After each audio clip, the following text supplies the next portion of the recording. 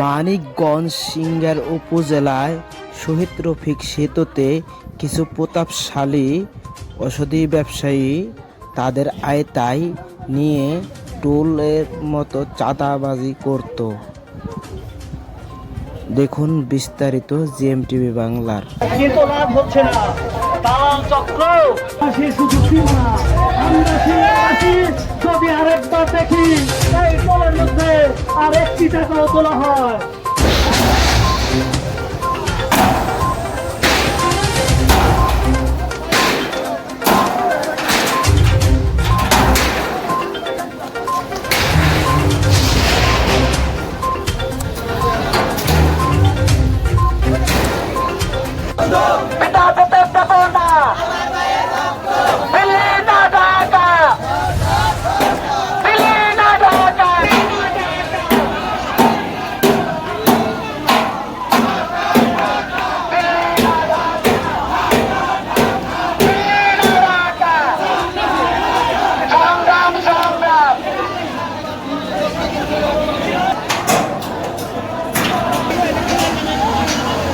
সুপ্রিয় দর্শক, এখানকার টোল নিয়ে বিশৃঙ্খলা হয়েছে আর সর্বোচ্চ এক চাঁদার মতো সিস্টেম, আপনারা দেখতে থাকুন। আর কতদিন আমরা এই টোল দিব? আপনারা জানেন এই দল্লাসদী নদীর উপর আরো দুইটা সেতু তৈরি হয়েছে, সাভার নামা বাজার এবং ওই ইটাপাড়ার ওইদিকে। এখান থেকে এই 307 মিটার দৈর্ঘ্যের যে সেতুটা এখানে আছে এর চাইতে বড় সেতু, কিন্তু সেই সেতুতে টোল নেওয়া হয় না। আপনারা জানেন দীর্ঘ 17 বছর ফ্যাসিবাদ সরকার এই সেতুটির টোল বারবার এক্সটেনশন করে আমাদের গলার কাটা হিসেবে পরিণত করেছে। 13 থেকে 14 গুণ টাকা অলরেডি তুলে ফেলেছে। এই আরো 3 বছরের জন্য তারা এই টোল নিতে চায়। আর কত আমরা জ্বালা নির্যাতন পরাধীনতার আওতায় থাকবো? আমরা আর এই টোল দিব না। আপনাদের মাধ্যমে আমরা দাবি রাখতে চাই এই টোলের ইজারা অনতিবিলম্বে জনগণের স্বার্থে। আপনি আমাদের ভালোবাসা এবং আস্থার স্থল, আপনি এই সেতুর টোল এবং ইজারা মওকুফ করে দিয়ে সিংড়া, হরিরামপুর, হেমায়তপুর, সাভার সমগ্র মানিকগঞ্জের মানুষের আশা, প্রত্যাশা এবং চাওয়া পূরণ করে দিবেন, সেই আশা আমরা ব্যক্ত করতে চাচ্ছি। আপনারা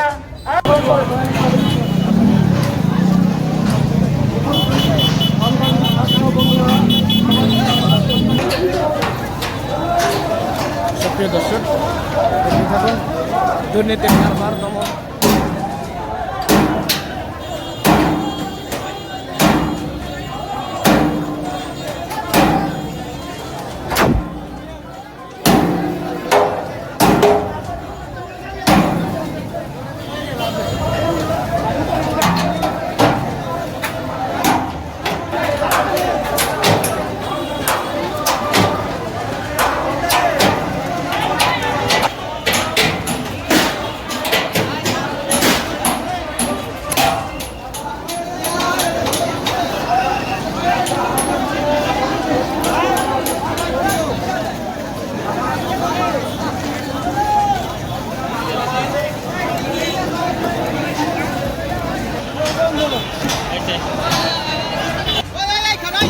আস্তে আস্তে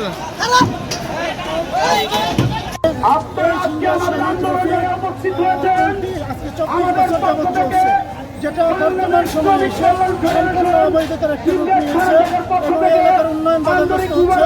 এই এলাকার শ্রমিক মানুষ এবং এই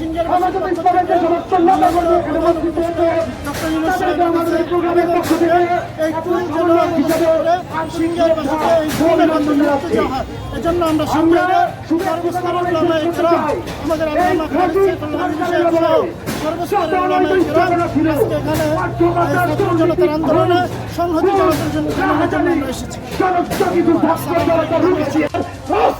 দেখা হবে সিংড়ায় হরিরামপুরবাসীর পাশে ছিল, বর্তমানে আছে, আগামী দিনেও থাকবো ইনশাআল্লাহ। সম্মানিত উপস্থিতি, আমাদের মাঝে এইমাত্র বক্তব্য শেষ হলো। এখন শহীদ রফিক সেতু আদায় করা হয়েছে। নাকি এই শহীদ রফিক সেতু আদায় করা শেষ হয়। এইটা কি মানিকগঞ্জ তথা সিংহের হরিরামপুরবাসীর প্রতি জুলুম কিনা বলে? আপনার এই ছাত্র জনতা 24-এর গণঅভ্যুত্থানের পরে এই নতুন বাংলাদেশে আর কোনো বৈষম্য দেখতে চান?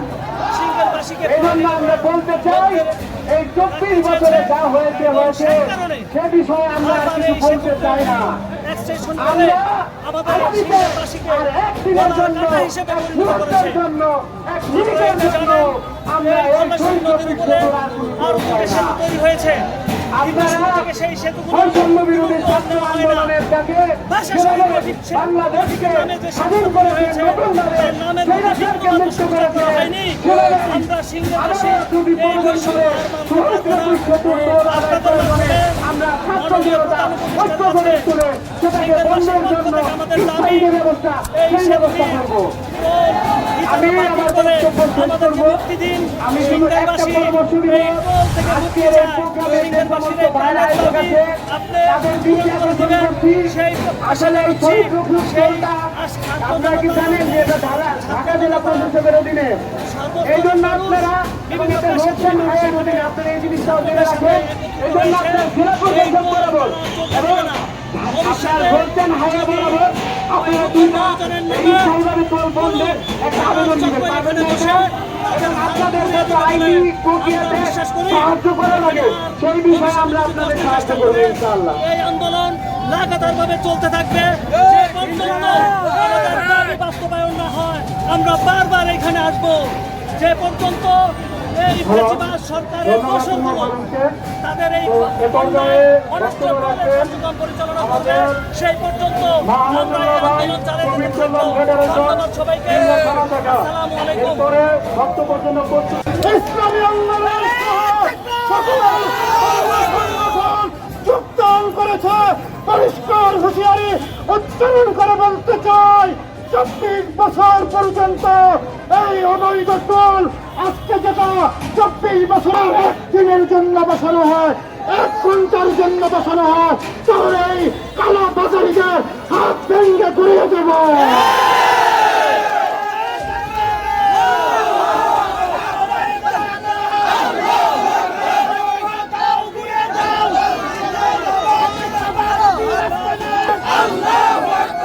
সংগ্রামী তৌহিদি জনতা, আজকে বাংলাদেশ থেকে হাজার হাজার কোটি টাকা বিদেশে পাচার করে রাখা হয়েছে। প্রধান উপদেষ্টা মহোদয়কে বলবো, ওই পাচারকৃত টাকা দেশে ফেরত আনার ব্যবস্থা করেন।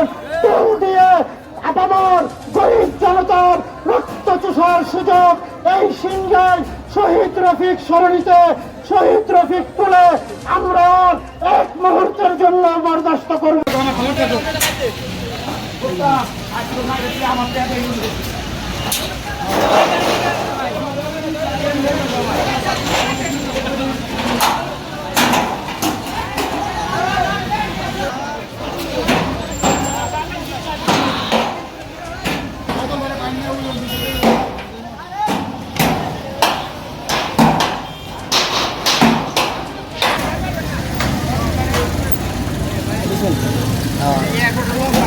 ইমার্জেন্সি গাড়ি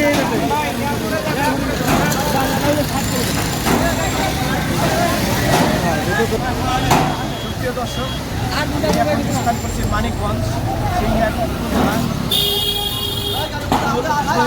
সেতুকে দুর্নীতি প্রতাপশালীরা এই টোলটারে তাদের আইটাই রেখেছে, কিন্তু এলাকার ছাত্র সমাজ আরও অনেক জনগণ তাদের কারণে আজ বন্ধ হলো। আমার মুখলেস, JMTV বাংলা।